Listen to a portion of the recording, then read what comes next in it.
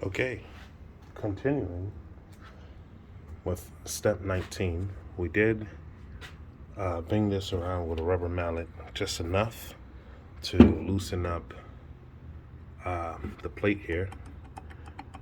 Looks like, there we go.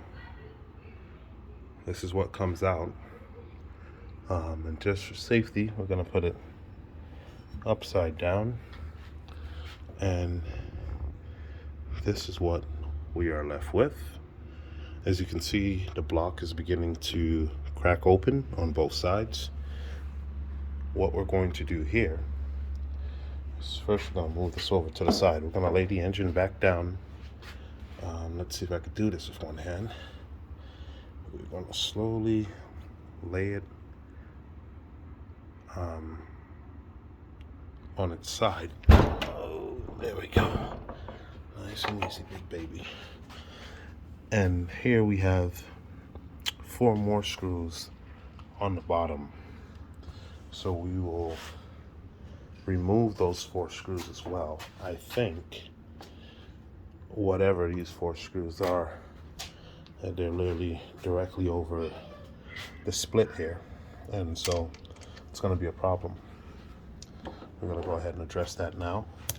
We're going to take those 4 screws off. Come on.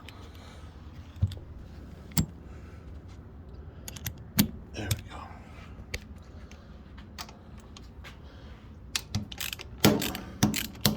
Not a lot of pressure on these. And I do have 4 washers as well on this.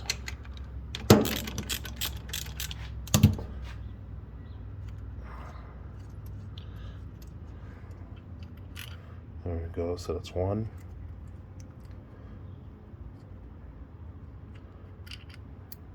That's 2. These seem to be all the same size. These are still too tight.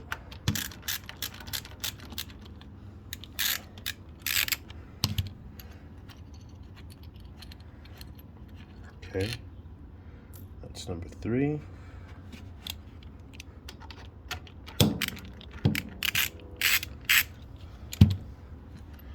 You can see the inside of the splines here. This side sits directly on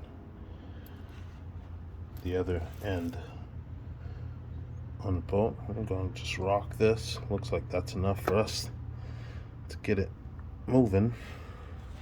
It does look like it has a seal of some sort. So we're going to take a small flat head, and not where the rubber is, but just where we just took the screws off, we know is a safe place to kind of lift up just a little bit. I'm just going to kind of go back and forth. There we go. And you can see that there. And the bottom end. This is what it looks like. Do have some numbers down here as well. So from here, it looks like everything that we needed is actually off. I'm actually going to flip this engine one more time and put the piston side facing down, so when we pull this off, nothing else comes off that we're not aware of. So we'll set that down and we rotate this engine, and then we'll continue from there.